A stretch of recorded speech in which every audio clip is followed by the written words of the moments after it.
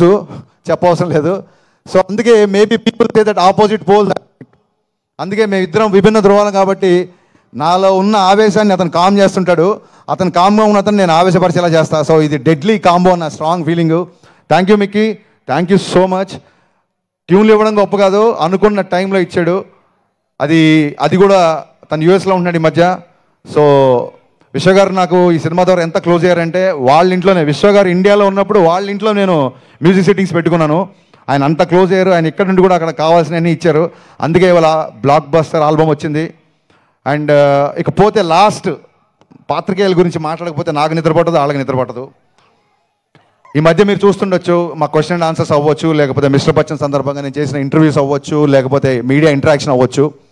నా ఫ్రెండ్స్ కూడా చెప్తున్నారు, కొంతమంది నా షేవ్లర్స్ కూడా చెప్తున్నారు, ఎందుకంత ఓపెన్గా మాట్లాడుతున్నావు, ఎందుకంత గట్టిగా మాట్లాడుతున్నావు. మరొక్క మారి నేను పాత్రికేయ మిత్రులందరికీ మనవి చేస్తున్నా, నేను మాట్లాడేటప్పుడు ఆపోజిట్ ఎవరున్నారని ఇంకొకసారి చూడండి. మీరు దయచేసి మీరు చూడండి. ఖచ్చితంగా ఇది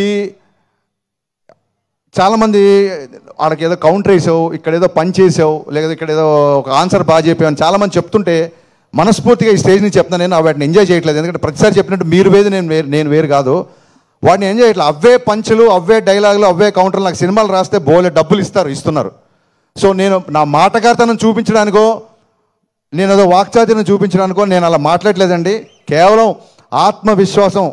సినిమాల గురించి రేపు పొద్దున రివ్యూ చెప్తున్నా కాబట్టి మళ్ళీ నేను మేము బుజ్జగిస్తున్నాను అనుకోవద్దు. రివ్యూలు మీరు ఏదన్నా రాసుకోవచ్చు, మీకు నచ్చిన రేటింగ్ ఇచ్చుకోవచ్చు, దాని విషయంలో అసలు ఎప్పుడూ ప్రాబ్లం లేదండి. ఎక్కడైతే ఒక ఆత్మాభిమానం దెబ్బతింటుందో అలాంటి ఒక 2-3 వ్యక్తులతో మాత్రమే నేను కాస్త ముఖాముఖి ఫేస్ టు ఫేస్ చేసి కొంచెం నేను గట్టిగా వాయిస్ రేజ్ చేయాల్సి వచ్చింది. ఈ విషయం పాత్రికేయ మిత్రులందరికీ తెలుసు. బట్ ఈ సభా వేదికగా మళ్ళీ ఒకసారి చెప్తున్నా, సీరియస్గా చెప్తున్నాను, దిస్ ఈజ్ పంచులు వేయడానికైతే నేను మీతో మాట్లాడలేదు. బికాస్ చాలా రోజుల తర్వాత నా సినిమా రిలీజ్ అవుతుంది. This is time for gratitude and not for attitude.